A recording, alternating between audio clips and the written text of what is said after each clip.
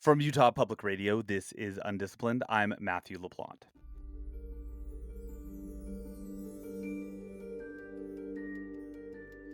If you're a regular listener to this program, you know that rising global temperatures pose a significant threat to human health in many ways. We've heard that from family nurse practitioner Heidi Honager Rogers. And I've certainly seen health impacts from climate change in my practice, certainly around heat and extreme heat, respiratory health. And, it's interesting on hot days, people are more likely to have a cardiovascular event, so heart attack or stroke. And I think we've been noticing that here in New Mexico, and really around the world, that it's not just respiratory health, which is a lot of what people think, and heat, illness, which are the two things that people always think about, but it's also cardiovascular disease, and certainly long-term chronic exposure to air pollution is now being connected to cognitive disorders. We've heard it from psychotherapist Carolyn Hickman. We can get through other terrifying things as human beings, like wars, by thinking, when we get on the other side of this, it'll be okay. And you hear that language around COVID, for example. When we get beyond this, when we get everybody vaccinated, when we beat this.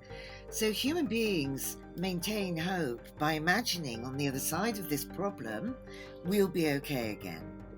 The problem with climate change is it's too late for us to have that narrative. It's too late for us to say, when we get beyond this, when we fix this problem, we can just carry on as before. So we're halfway through the story now, and this is why it's a real struggle for us to psychologically wrap our heads around this. And we've heard it from environmental epidemiologist Tariq Bin-Marnia.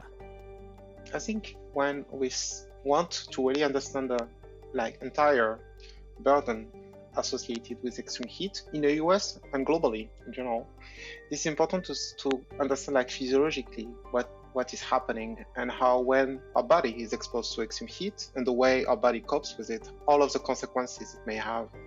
So of course there is all of the direct impacts that everyone can think of in terms of heat exhaustion, heat stroke, that leads to a lot of severe consequences. But when you start thinking about what happens to our body, it's going to just overwhelm the cardiovascular system.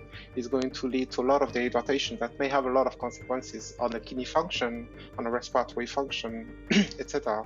And then a lot of other more subtle kind of mechanisms that may lead to some kind of impacts on the brain and on other vital organs. So that means that when we think about the impact of heat, we also need to think about who is already at risk when there was an extreme heat event. And people with existing comorbidities that took many years or decades to develop, like diabetes or specific cancer or cardiovascular diseases, they are at higher risk because just this type of dysfunction caused by heat may lead to a lot of consequences and lead to premature death or severe hospitalization for causes that are not directly attributable to heat, because it's hard to disentangle the effect. Extreme heat waves increase the risk of heat exhaustion, heat stroke, and cardiovascular complications, particularly for vulnerable populations such as the elderly and those with pre-existing conditions. Warming temperatures also worsen air quality by intensifying wildfires and increasing ground-level ozone, leading to higher rates of respiratory diseases like asthma and chronic obstructive pulmonary disease. Shifting climate patterns alter the geographic distribution of vector-borne diseases, allowing mosquitoes and ticks to spread illnesses like malaria, dengue fever, and Lyme disease into new regions. This is what decades of research tells us. And yet most Americans say that they haven't yet felt this connection in their own lives or seen it in their own communities. Not powerfully, at least, not yet. According to a new survey report from the George Mason University Center for Climate Change Communication and the Yale Program on Climate Change Communication, only about 16% of Americans say their own health is being impacted to a great or moderate extent. And about 38% think it's harming their fellow Americans to those extents. But the new report is a follow up from a survey in 2014 in which many of these same sorts of questions were asked. And the shifts in responses over the past decade are telling.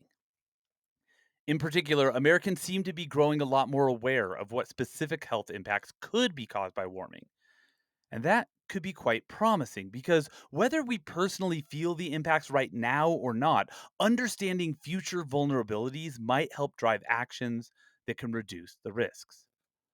The report, which is called Public Perceptions of the Health Harms of Global Warming, was led by Julia Fine and Josh Ettinger, who are both researchers at the George Mason University Center for Climate Change Communication, and who are both joining us today. Julia Fine, welcome. Thank you. Glad to be here. And Josh Ettinger, thanks for being here. Thanks very much. Some of the survey results in this report show strikingly little movement in perceptions of global warming and health over the last decade.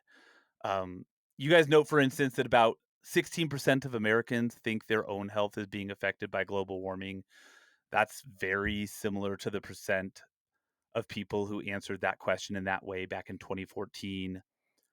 But one thing that I noted, and you noted, is there was an 8-point jump in the number of Americans who believe that other people's health was being affected. Julia, let me start with you. What do you think's going on there? So, this is probably a manifestation of what we call psychological distance, which basically means that people think of climate change as a problem involving polar bears and melting ice caps and not something that would happen in their own lives. And I kind of think of it, being a sci fi nerd, as like a somebody else's problem field. It's a Douglas Adams reference from Hitchhiker's Guide.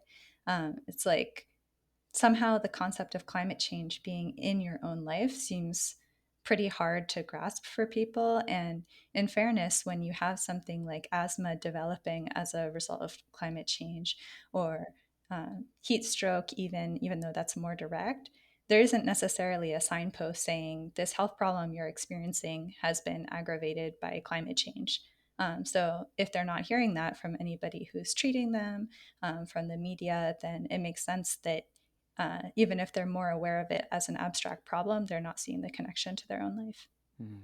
And Josh, there's also a pretty substantial increase in the number of people who recognize that some groups in the US are more likely than others to experience the health harms of global warming. That's up 13 points since 2014. That's sort of the starting point for empathy too, right? Absolutely. I mean, personally think about my mom. I remember a few years ago when and my parents are in New York and there was smoke coming down from wildfires in Canada. And I remember my mom having difficulty breathing outside. And I think people can really see the change around them, even if they're not necessarily worried about their own health.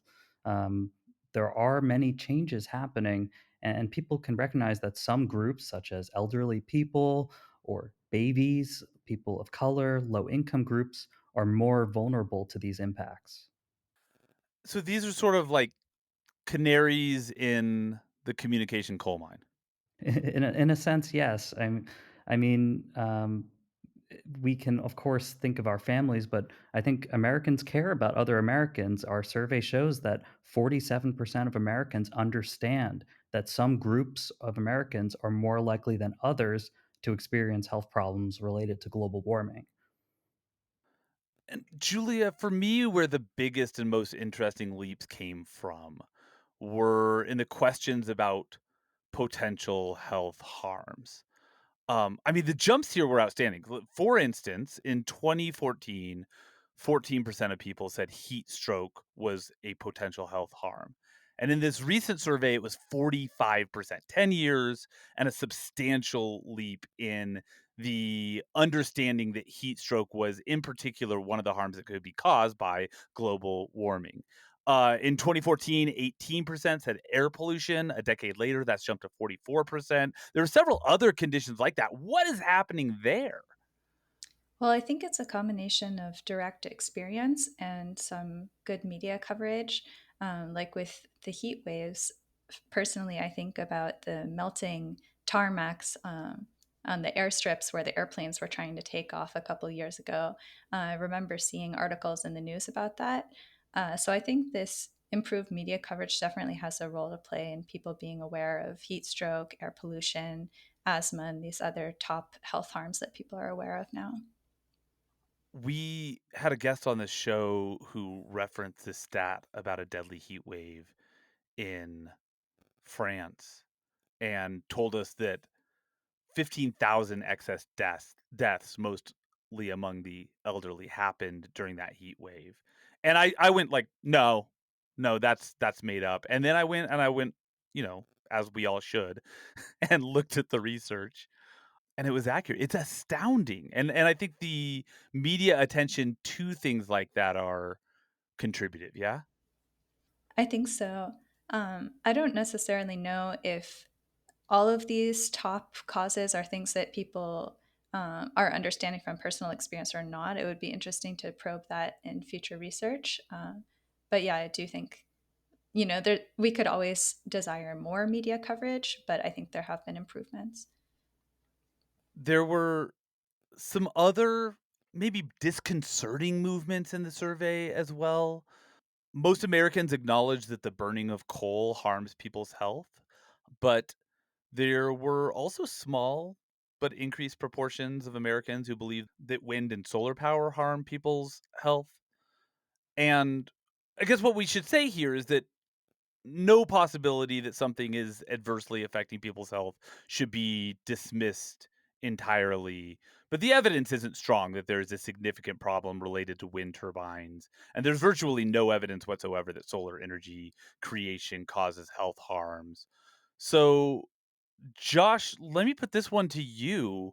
What do you attribute these jumps to, this concern about solar and wind being potentially a cause of harm? Yeah, the jumps were surprising to us. We would have to do some more research to understand exactly what's driving those perceptions.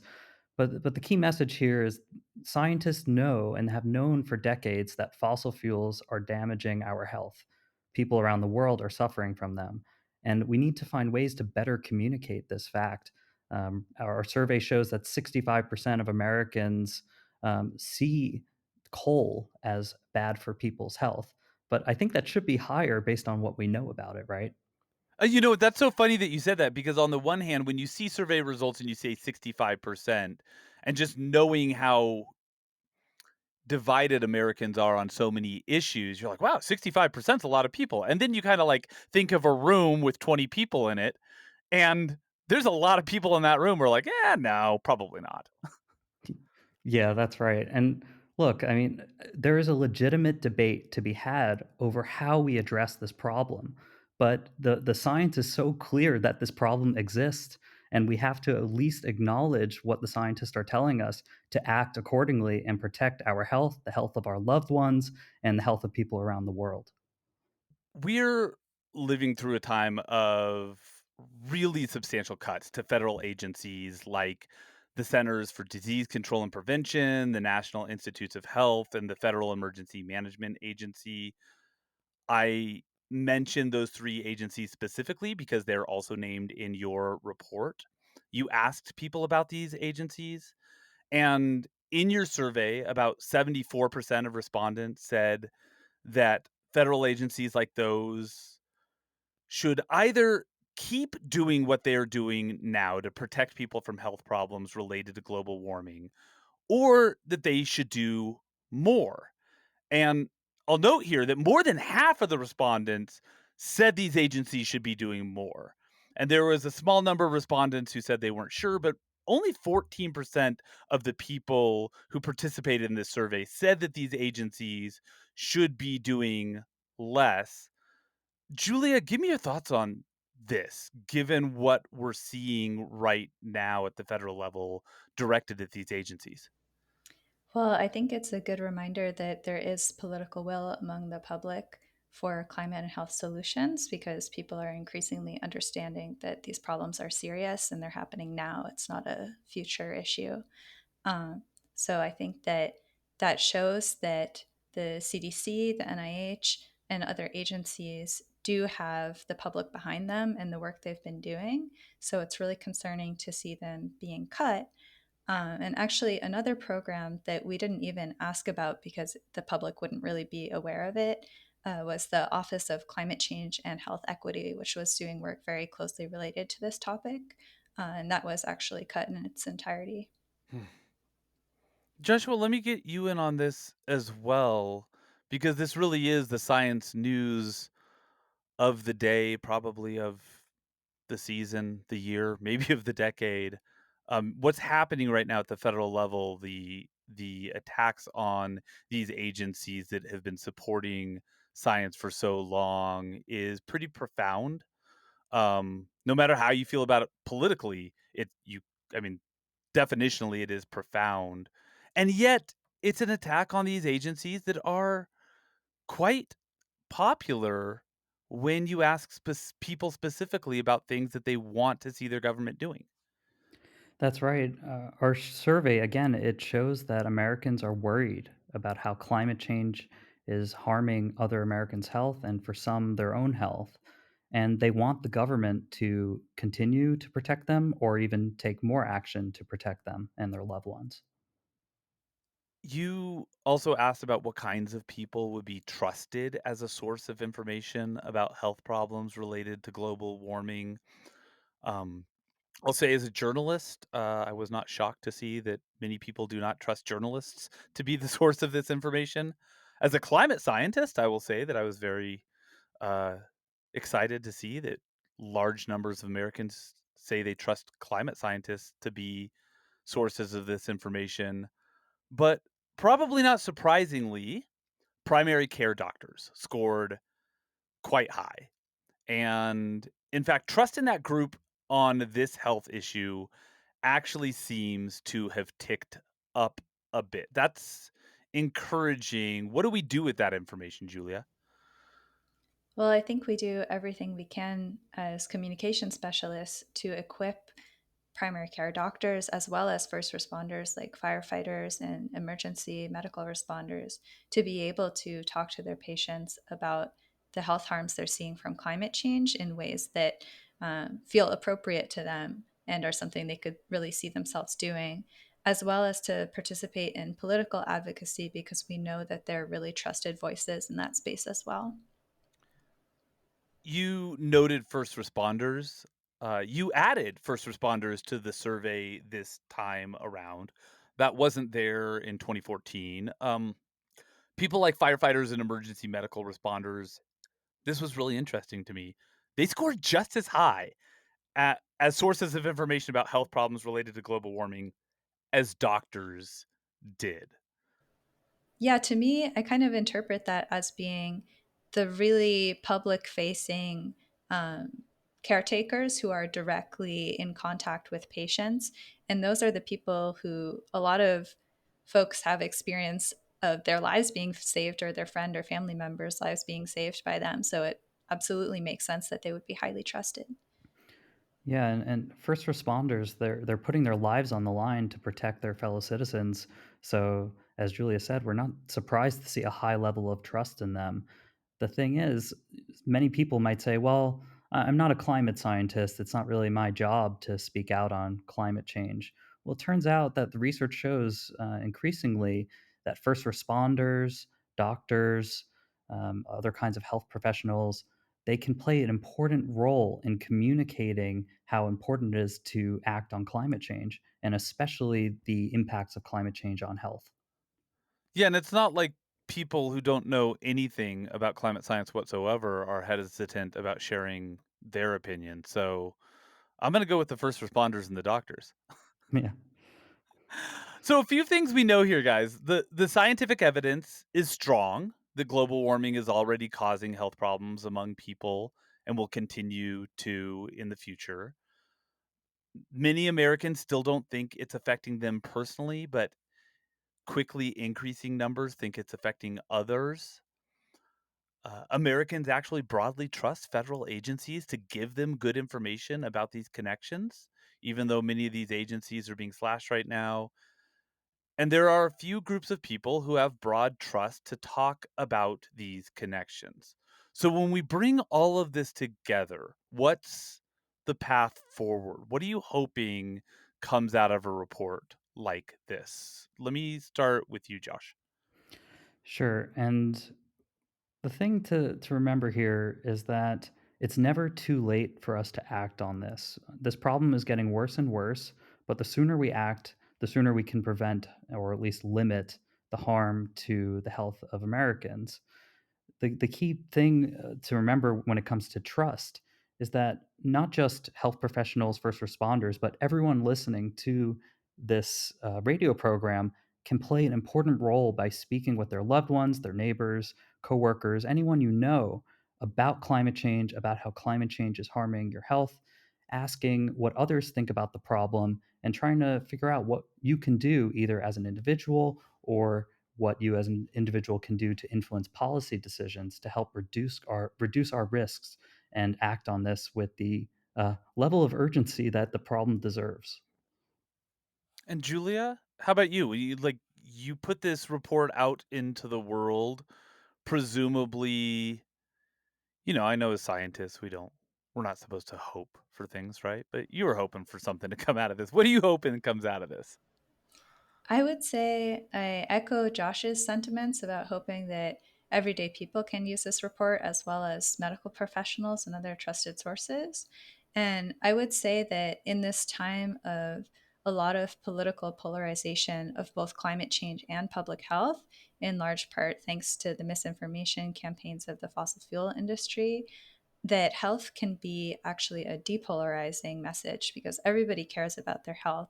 And when you start framing climate change in terms of health, we know from some of our other research that resonates across the political spectrum. I wanted to ask both of you a variation of a question that you asked your survey respondents. Because clearly this is your field of study. Obviously, you both think about it a lot, but you also used in some of your questions to the survey takers the word worry. And I want to know how much you personally worry about the health harms of global warming. Josh?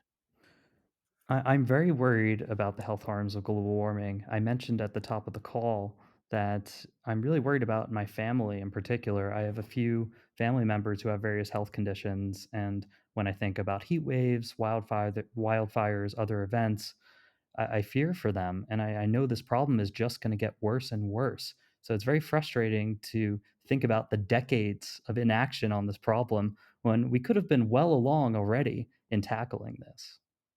Yeah, for me, when I think about what I'm worried about related to this topic, wildfires are also front and center because I used to live in California and I experienced one of the devastating wildfires there.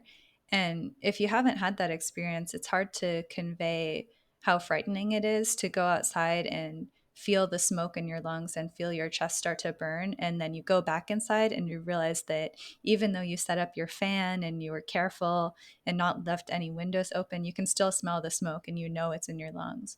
Um, and I've been thinking about that a lot, reading the headlines about wildfires in California recently. And I've got family out there. I've got a sister with a little baby. And so it's really concerning to think that is what that is doing to people. That's Julia Fine. She's a research fellow at the Center for Climate Change Communication at George Mason University. Julia, thank you. Thank you. And also with us today was Josh Ettinger. He's also a research fellow at the Center for Climate Change Communication at George Mason. Joshua, thanks. Thanks very much for having us.